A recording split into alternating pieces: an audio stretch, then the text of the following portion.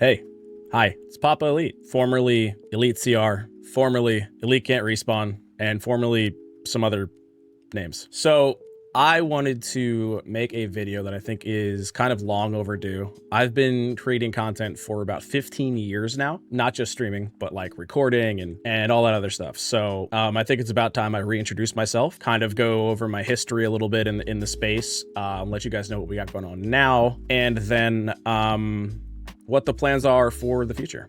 So I hope that you'll take the time to watch this. If not, that's cool. It's probably going to be long. First of all, as I go through the history of me and this channel, and I guess my brand, if you will, don't take it as bragging or, oh, look at me, look what I've done, anything like that. It's more so just kind of to give you an idea of where I've been, what we've been able to do in the past, just to kind of showcase the potential that is definitely still here. But it's also, it's some cool stuff that we've been able to do in the past. So I hope you'll stick around for this part. If not, there will be chapter markers at the bottom, and you can skip ahead to the present if you wish. So about 15 years ago, I started creating content by pointing a laptop camera at my TV and recording Modern Warfare 2 gameplay. OG Modern Warfare 2, obviously. And it was awful. I think one of the videos is still up on my YouTube channel. But it's terrible. It's awful. It's like the worst thing I've ever seen. I can't even believe I had the audacity to upload it at the time. But I guess 15 years ago, expectations weren't that high. The first relevant video that I've ever put out was a Bulletstorm demo run through. There was a contest going on at the time that the top person on the demo leaderboard got a custom Xbox 360. And so I did a few runs and got kind of comfortable with it and was like, hey, maybe we can do this thing. Well, long story short, we put together a banger run, uploaded it on YouTube with the same pointing camera at the TV quality, but I managed to reel it in a little bit so it wasn't as trash. And it garnered some attention. I then posted a tutorial that got more views. I think it's right around 20K. And back at 15 years ago, that was kind of a big deal. I was interviewed by Destructoid in regards to the demo. I was interviewed by somebody else. I can't remember. It was another publication, but I can't remember who it was. But yeah, I mean, guess what? I have that Xbox 360. But that was my first big foray into content creation, I guess. Even though it was hardly that. Okay, so after the Bulletstorm thing, we played a lot of Gears. We did some cringy commentary over gameplay video. I don't know if you guys remember gameplay commentaries from way back in like the Machinima days, like the content network. But yeah, I did a couple of those that are terrible. They're still public for some reason. I don't know why, but they are. You can find them if you wish. We really kind of got back into video creation with UFC. We were doing an event called Friday Night Fights. 10 years ago, sorry. 10 years ago, we were doing Friday Night Fights events where I would fight viewers or I would do ranked matches with the fighter of the viewer's choice. So back in 10 years ago, we were doing event streams. During that, we got an interview or a promotional post from MiddleEasy.com, which was an MMA and fighting website for one of our Friday Night Fight streams. We then went into, and this is a very niche type thing, it was called #iDarb. It was an indie game, started out, creator drew a red box, and it became this like sports game almost with your character being a tiny like sprite. I have several videos that are well over 1K views, little tutorials, or you were able to like make a character in the little character editor. It was tiny little 8-bit, 8 or 16-bit. I want to say 16-bit. I don't know. Either way, you could make a character and then it would generate a QR code so people online could scan the code and get the character in their game. And so we have a few videos of a bunch of characters, like we have Marvel characters and Power Rangers and a bunch of stuff like that. We also had a podcast, the We Can't Respawn podcast with my homies Birdman and Titan, who are around the stream often. And we turned that into then a YouTube series called We Can't Respawn Plays. And some of our YouTube videos are some of the funniest things I've ever seen in my life. And we made them. I know I shouldn't like gas my own stuff up like that, but some of the videos that we put out are absolutely hilarious, and I'll go back and watch them and still laugh my ass off. Unfortunately, for whatever reason, we couldn't get the steam behind that we wanted to, and I wish we had, because it was some of the best shit I feel like I've ever put out. And it was so much fun gaming with that group, and just all the content we made was ridiculous. It was funny as shit. We had a series called Land of the Lost that was in ARC, which is another one of my favorite things I've ever made. And none of this stuff like did well, right? Land of the Lost, I think one of our best videos has like 100 sub views. Oh, 399 views, and it's the ending is one of the best things I've ever made. But you know, we listen. I've been at this for a minute. You know, we've been putting out content in a ton of places. Land of the Lost was in 2016. After that is when I really got into streaming as opposed to just recording and editing. I figured out that I really enjoyed streaming. We got into a PUBG era that really kind of ignited my passion for streaming, because the experience of a battle royale match, the story that can be told within a battle royale match was really interesting to me. And I found it super fun to share battle royale experiences with a community, and you know, celebrating the wins was always fun, and it kind of that's the game that kind of ignited my love for streaming, and it turned into a ton of opportunities and things. I was invited into a group that will not be named because it's not relevant. That group fostered relationships with indie devs, and I was able to become a partner with a game called Dreadnought. Big shout out to Kyle Stevenson. He's awesome. He's working Straight Kite Studios now. Check him out if you get the chance. Partnered for Dreadnought, met some cool people through that. It was a great time. Got to play Jackbox on stage at TwitchCon 2017. You know, there so many opportunities came of some of this stuff. When I was at TwitchCon in 2017, it was a business trip. I had business cards. I had meetings with developers and talked about their games and got the opportunity to set up some things in the future. I got to stream games on the game's official Steam pages. It's happened a few times. And I mean, just, you know, it became so fun and so interesting to me. There was like a different motivation behind it almost, where I wanted to showcase these indie games and you know, show people things that they might not have seen otherwise. And so for a period of time, the stream was very indie heavy. A lot of conversations with the devs and all kinds of fun stuff like that. It was great. I wouldn't mind getting back to that at all, but it just, you know, it didn't end up going that way. Exactly. We dabbled in Fortnite. Well, we mained Fortnite for a while. And that brings me to kind of my next point of this history lesson, if you will. I have streamed on Twitch. Well, Justin TV, which inevitably became Twitch. I have streamed on Mixer. I have streamed on Facebook. I have streamed on Kick. I have streamed on Instagram. I have streamed on TikTok. I have streamed basically everywhere against better judgment. There was a point in time where, right around when Mixer was sort of almost relevant.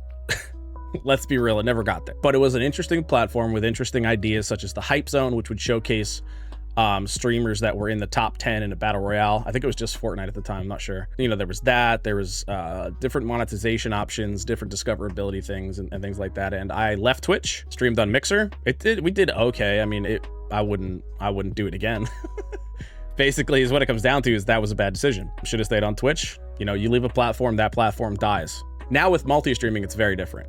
We left Twitch, went to Mixer, and then before Mixer folded, we got out of there and went back to Twitch, and then it was Twitch and Facebook. Not at the same time. Multi-streaming wasn't a thing, so it was sometimes on Twitch, sometimes on Facebook.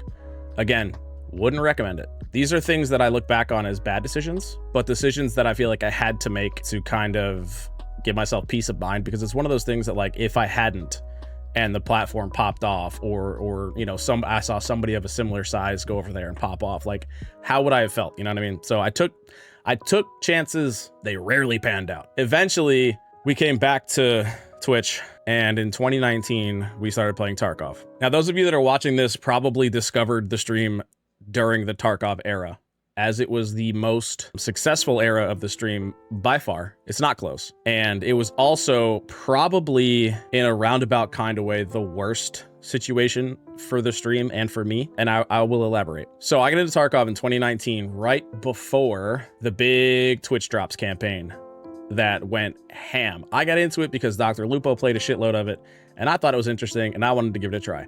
And so I did, and I enjoyed it for a long time. Was it like 3,000 hours worth of time? Something like that? So we enjoyed Tarkov for a long time. And with that, with the consistency in Tarkov, with the type of community that Tarkov has, and you know, some collaborations with dope people and things like that, the stream really started to perform kind of up to what I had hoped. We were able to do cool things like participate in evasion tournaments. We came in second place in Twitch Rivals for Tarkov. Like I said, we got to collaborate with a ton of awesome people, and it was great for the stream. The TikTok content popped off with the task tutorials and weapon builds, and it all did really well. But it got to the point, as Tarkov does, where it just became not fun. It became just a stressful thing to have to boot up every single day. And it got to the point where I was questioning where the development of the game was headed. And I mean, to be fair, I still am. I have no idea what they're doing. I don't even think they do. BSG, it got to the point where it was too goddamn confusing for me to try and figure out what they wanted the game to be. And it's hard to adjust a content strategy based around, in my opinion, an inconsistent release schedule for updates and patches and wipes. And it's also difficult to stay on board when you don't know where the game is headed or what it wants to be. So we started to trickle off of Tarkov. Now, again, we did dope shit with Tarkov. We were part of the drops events a few years in a row. We got raided by BSG one time. I mean, like I said, incredible things happened on the game, but it got to the point where I was concerned about the future of the stream and decided to pivot off of Tarkov. So as we fell off of Tarkov, well, not necessarily fell off, we kind of started trickling other games in. And since we hard focused Tarkov for so long, this decision was detrimental to the channel in a big way. The viewership declined, sub count declined, everything was on the down because we started playing games like Blood Hunt, Fall Guys, Halo, Fortnite. I mean, we didn't go in any direction, anything even close, and we didn't do it in a way that was effective. Not that I know what would have been, but definitely not the way that I did it. So we ended up, well, I ended up driving the stream into fucking nothing. So we decided to try Kick. And so we left Twitch again and we headed over to Kick. Matter of fact, we were still on Tarkov when we went to Kick. And Kick did not pan out because they promised things that I don't think they've delivered on yet. And besides, the rap on the platform it's not great. That didn't go well either. Another bad decision by your boy. To go along with that, I also fell into a place of complacency with where the stream was at and stopped doing things that I thought were interesting or good for the stream.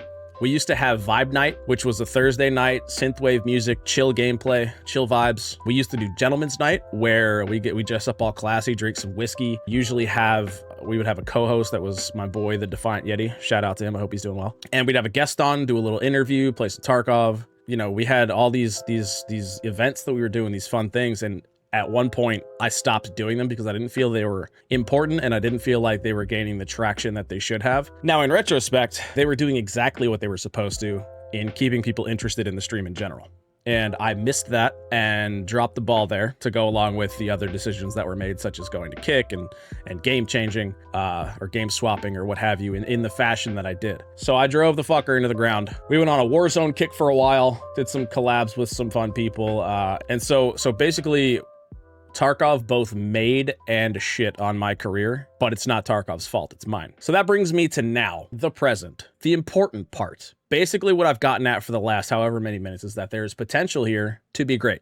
There's potential here to make this thing what I want it to be again. And the difference now is that your boy's on ADHD medication and feels like a functional human being for the first time in actual years. Matter of fact, I'm also on anti-anxiety medication that I wasn't on back then either. So we are twofold feeling better than ever. And if you've been paying attention, the last 2 weeks alone, we've gotten a ton of things done. There's new sub alerts, there's new channel point redemptions. Oh god, there's a hype train playlist with effects that happen when we get a hype train, and this is we're just scratching the surface of things that I'm able to do now that I can do things.